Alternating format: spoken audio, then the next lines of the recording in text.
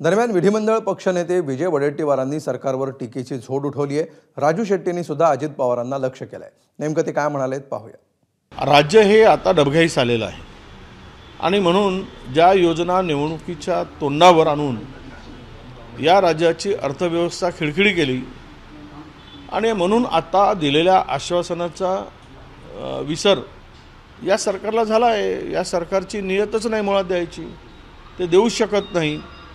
एकदा सरकारनं बोलून टाकावं की आम्ही जुमला केला आणि तो जुमला होता, आमची नियत नाही ना आमची अवकात नाही द्यायची, सांगून टाकावं शेतकऱ्यांना। घोषणा करायची, त्याची अंमलबजावणी होईपर्यंत निवडणुका येतात आणि पुन्हा एकदा शेतकऱ्यांना गाजर दाखवायचं, आम्हीच दाखवायचं, त्यांची मतं घ्यायची।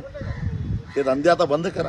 महायुतीनं जेव्हा जाहीरनामा प्रसिद्ध केला त्या जाहीरनाम्यामध्ये महायुतीचं सरकार आल्याबरोबर शेतकऱ्याचा 7/12 कोरा करणार अशा प्रकारचं आश्वासन का दिलं आणि त्यावेळी अजितदादांनी का आक्षेप घेतला नाही?